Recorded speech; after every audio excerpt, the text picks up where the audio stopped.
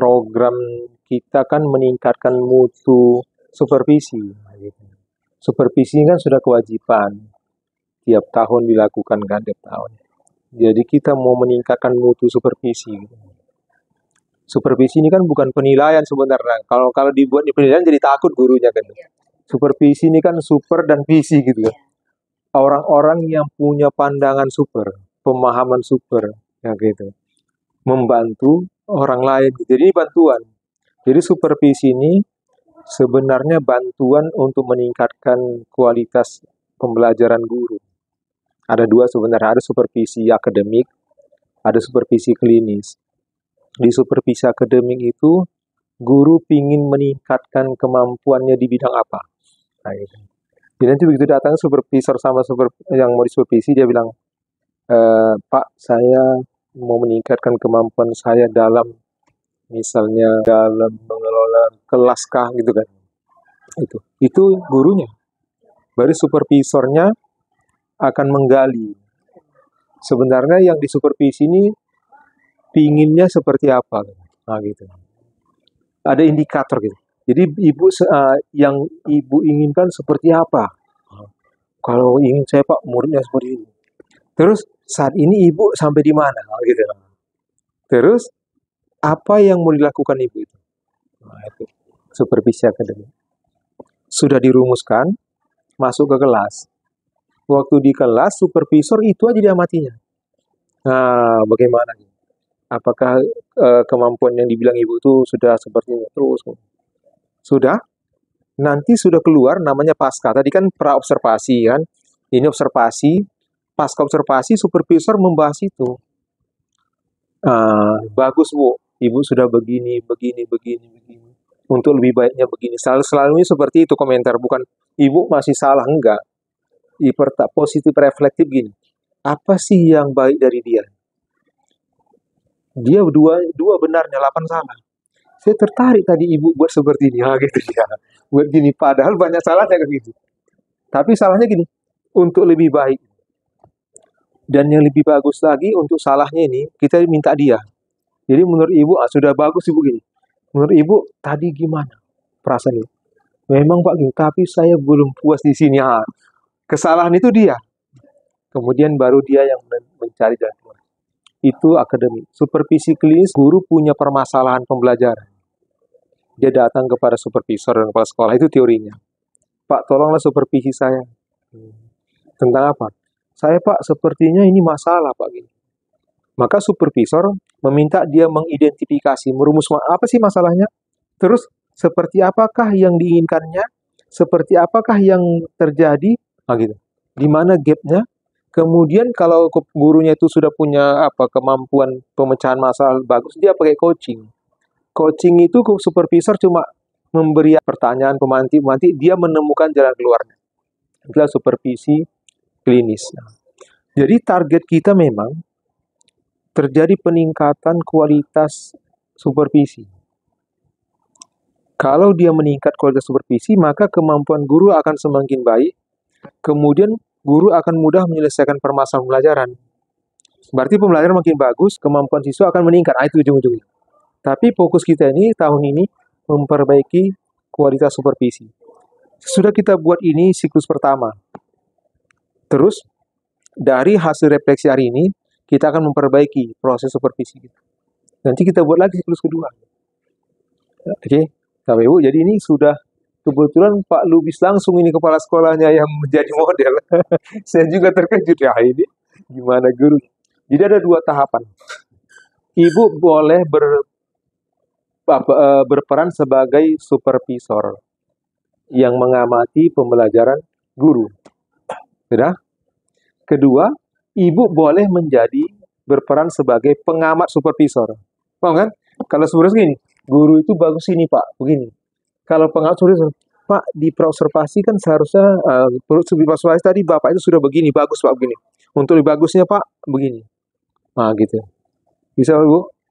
Biar kita mulai. Jadi nanti pertanyaan atau tanggapan itu langsung kita minta Poji melihat menit kesekian.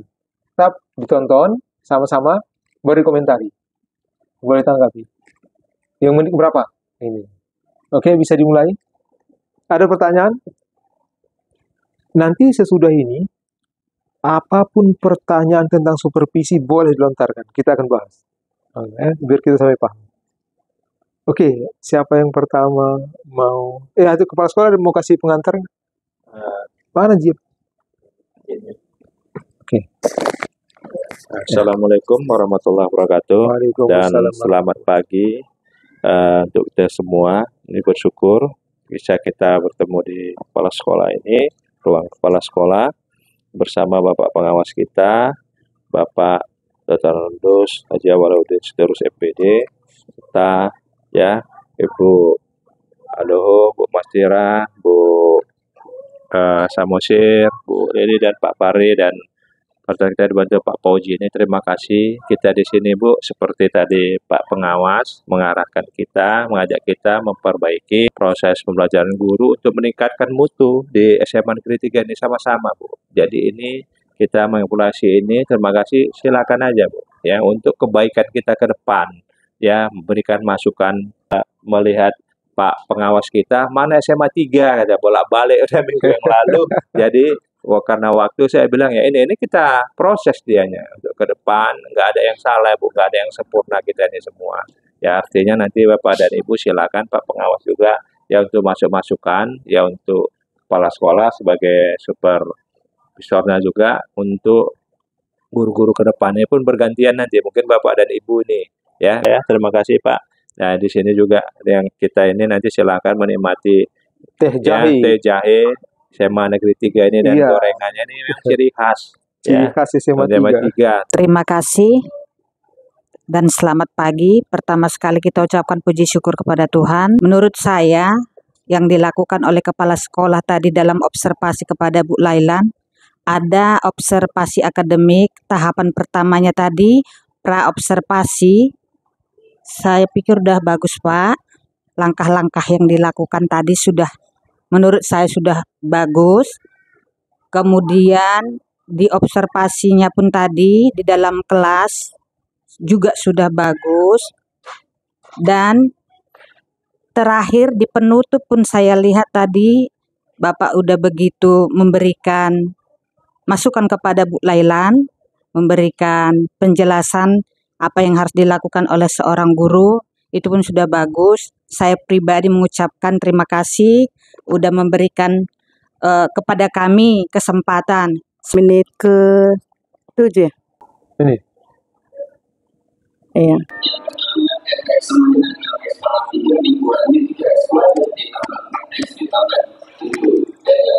Oke. Udah yang mana? Gitu kan.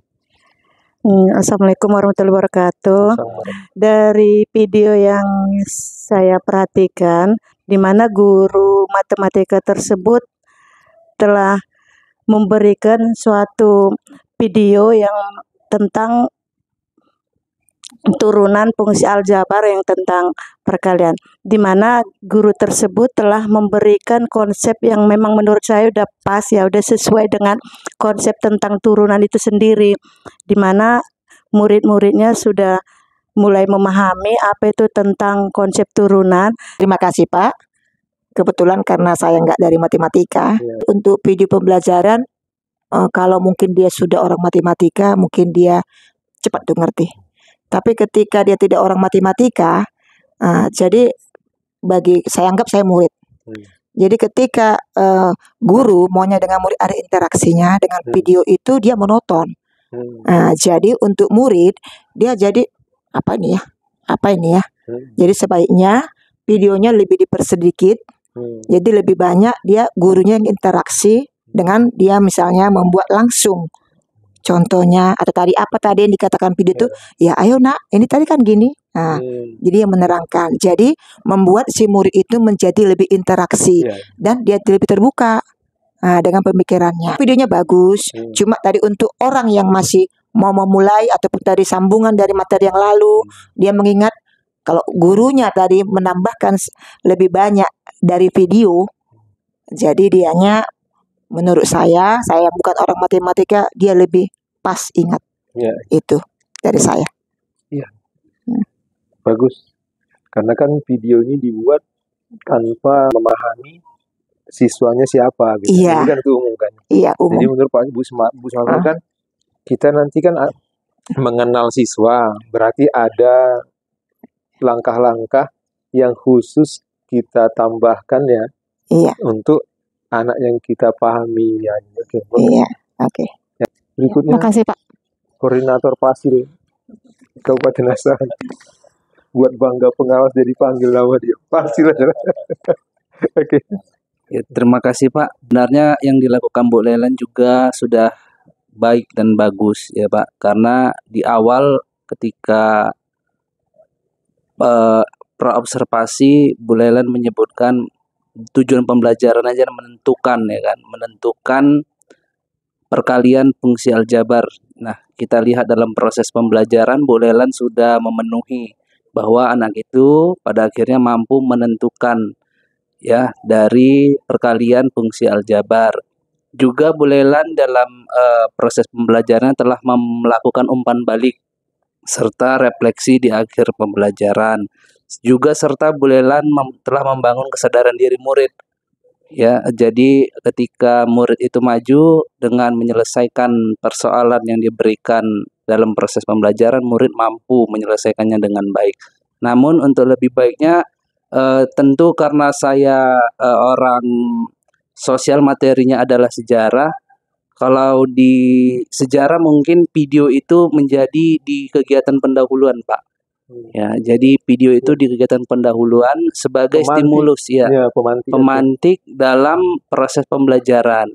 Kemungkin di matematika video itu dibahas bersama. Nah, mungkin ada baiknya Bu Lelan ketika di kegiatan awal pembelajaran melakukan video itu menjadi pertanyaan pemantik. Karena materi sebelumnya berbeda dengan substansi materi yang diajarkan pada hari, yang di Bu Lelan ajarkan pada hari tersebut. Karena matematika kan Pak, jadi nggak, anak-anak ini kayak nggak menghayal-hayal gitu kan Pak, menghitung kemana penggunaannya. Maksudnya ketika menyampaikan tujuan pembelajaran sama anak-anak, kan mereka nanti dalam dunia nyata untuk ini maunya adalah penyampaian demikian. Jadi biar anak-anak ada, oh untuk ini rupanya kami belajar ini untuk ini, kan kira-kira gitu untuk dalam kehidupan sehari-hari. Jadi biar matematikanya nggak seperti hanya cuma tulisan, hitung-hitung. Nah, itu mungkin yang saya tadi belum nampak. Iya. Iya, itu sedikit Pak. Terima kasih. Bagusnya itu lah pertama ya. Pertama kan memati itu gitu.